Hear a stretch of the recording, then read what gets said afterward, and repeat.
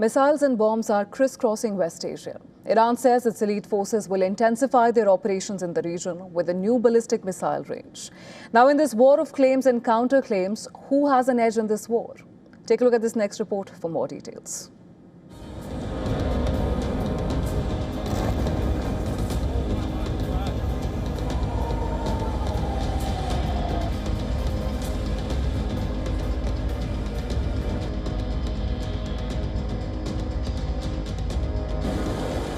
Jets roared into Iranian sky during the early hours of 28th of February when Operation Epic Fury and Operation Roaring Lion were set in motion.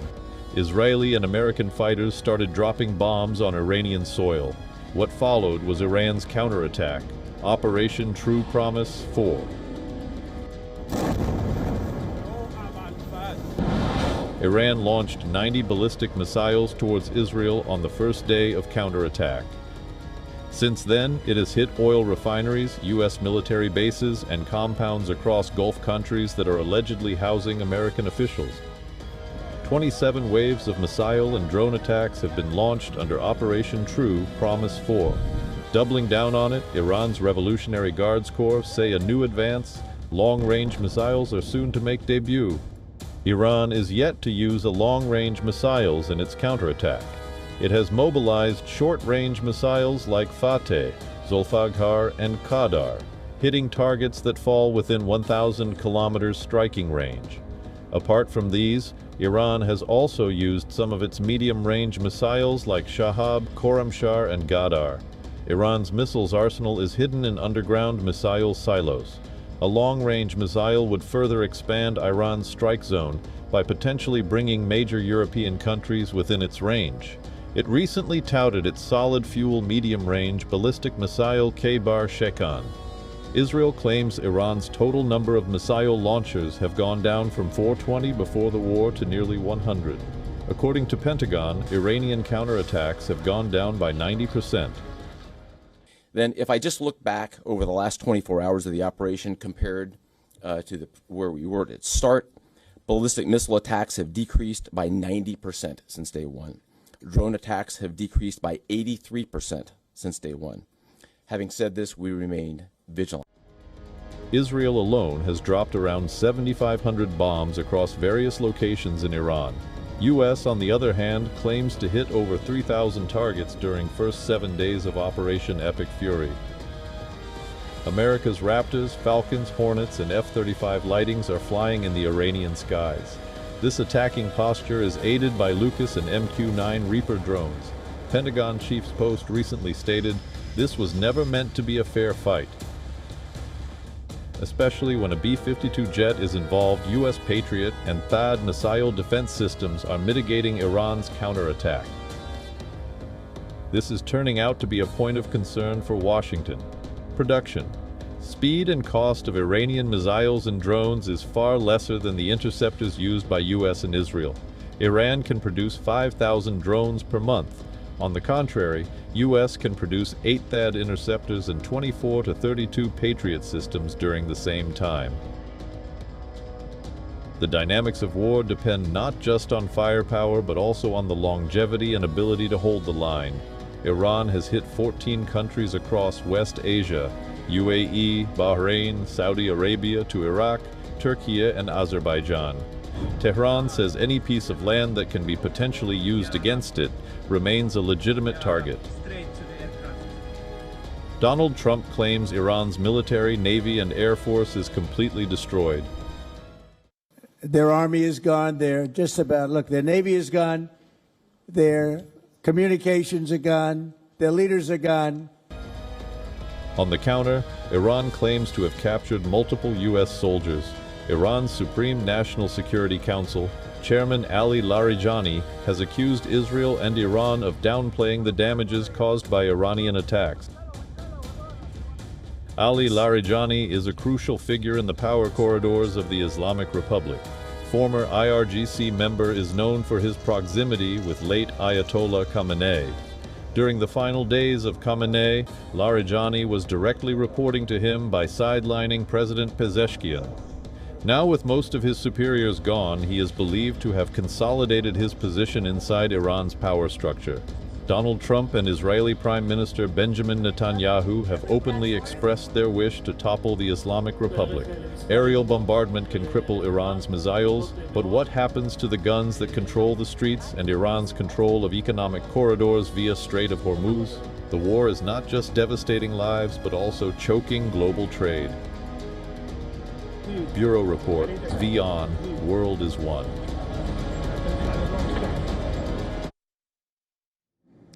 The situation in West Asia remains deeply volatile. With every strike comes a statement, and with every statement, a counter-narrative. And in the fog of war, information itself can become a weapon. And to help us navigate that, we're being joined on the broadcast by Yusuf Jalali. He's a journalist who's joining us from Tehran. Thank you so much, Mr. Jalali, for joining us on the broadcast. Thanks for having me. Mr. Jalali, we're hearing a lot of claims. In the latest, Trump is claimed to have completely demolished Iran's military and said that Iran's retaliatory ballistic missile attacks have decreased by 90%. But Iran's Revolutionary Guards have reiterated that they still stand tall. In fact, in a fresh statement, the IRGC said that the country's forces are capable of fighting an intense war for at least 6 months. Now, how do you read into this war of rhetorics that we're seeing play out?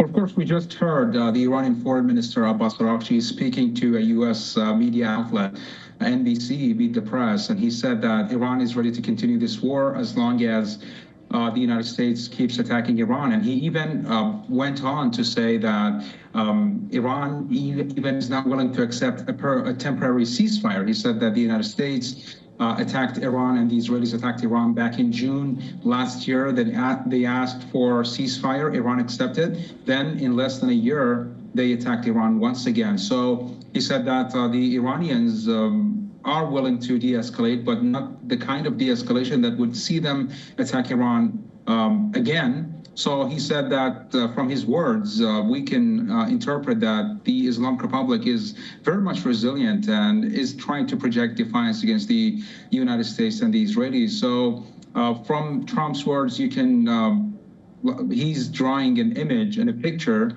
that just portrays Iran as a weak nation, but the Iranians are, as you also said, providing the world with this counter narrative that they are ready for the continuation of this war for weeks and even for months.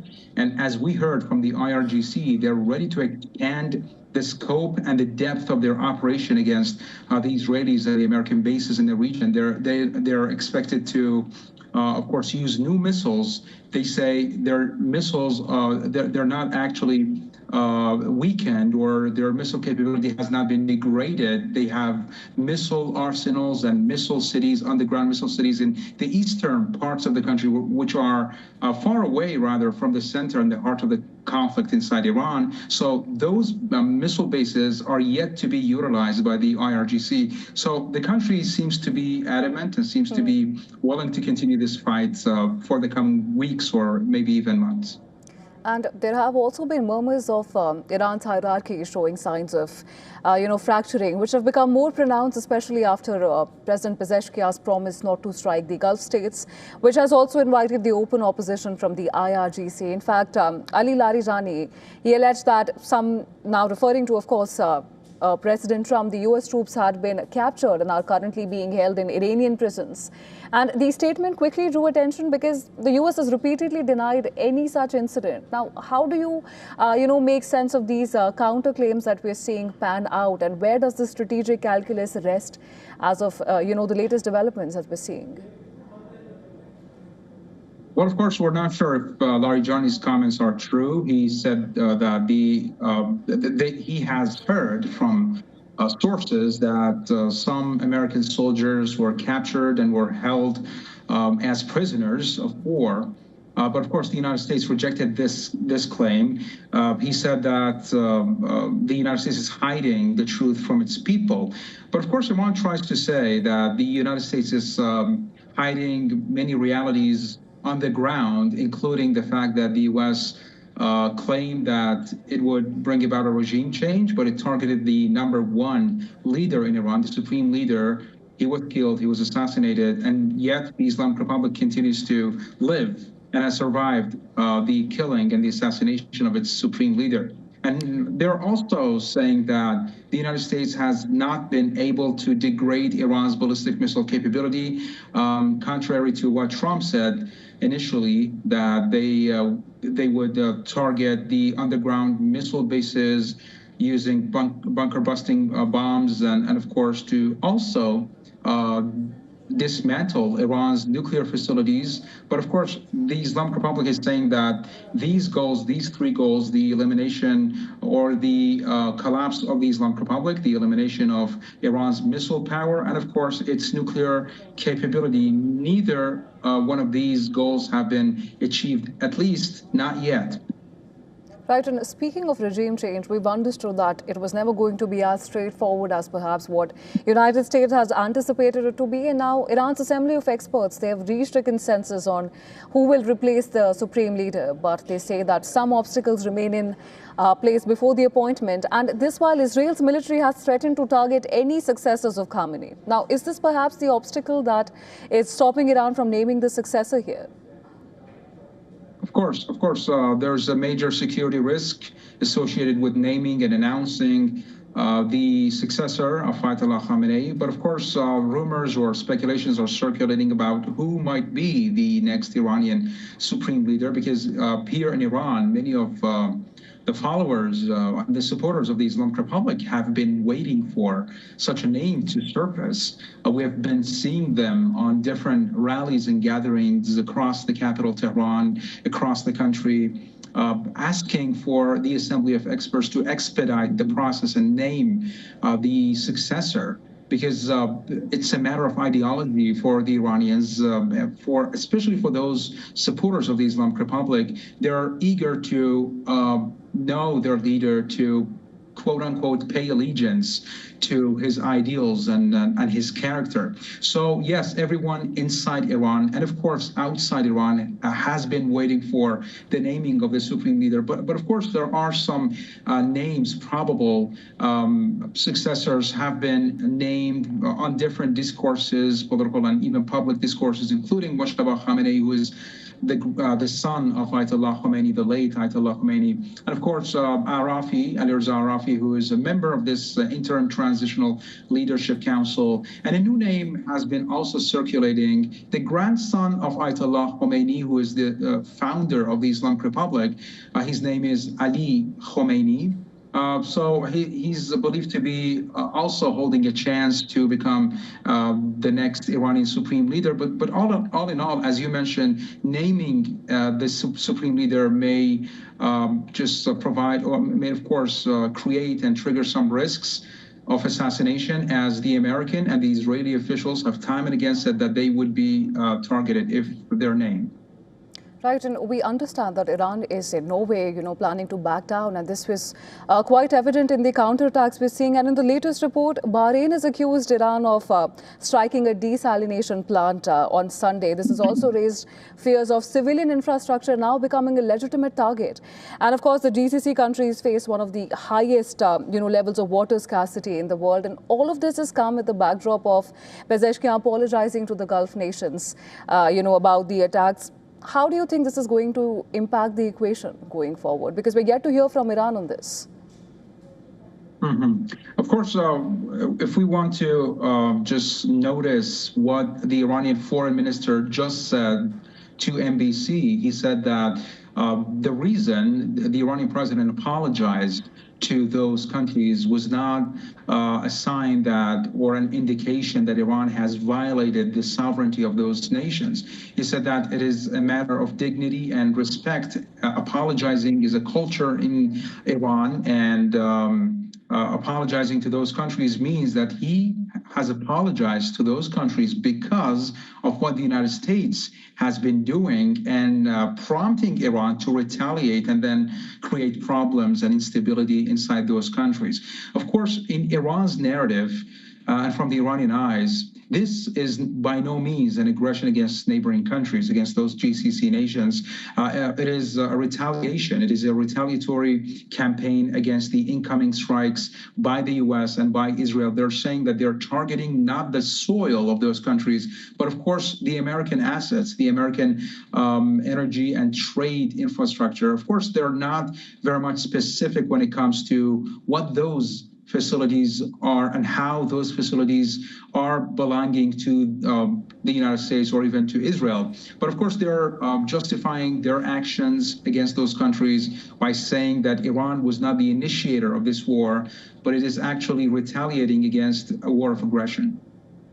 Right. Noted, Mr. Jalali. And the conflict in many ways has been described as a race for time, where the U.S. does possess superior military firepower, but Iran has designed this asymmetric high-endurance model, which is intended to make that superiority too costly to sustain. Now, how far do you think Trump will be willing to go, given the economic and the humanitarian toll that is continuing to mount with each passing day here? Of course, from the words of Donald Trump, he seems to be very much willing to continue this war until the total obliteration of Iran's missile program and nuclear program. And of course, he's not been very much clear with regards to the future of the leadership in Iran, because he also said that he does not have any problem with a cleric leading the country or with a religious leader or spiritual leader to lead the country once again. So this shows that he's not very much clear with regards to whether or not his preference would be the continuation of the Islamic Republic in a new form or the dismantling of this current political system, or supporting Reza Pahlavi, the exiled crown prince of Iran. So he's not very much specific, but from the words of the Islamic Republic, they're saying that they will not back down and they will continue this fight until, quote unquote, they make the aggressor regret its actions. Right. Of course, this is a very delicate and evolving situation, and we'll have to wait and see how it develops from here. But for now, thank you so much, Mr. Jalali, for joining us on the broadcast and sharing your perspective with us. Anytime.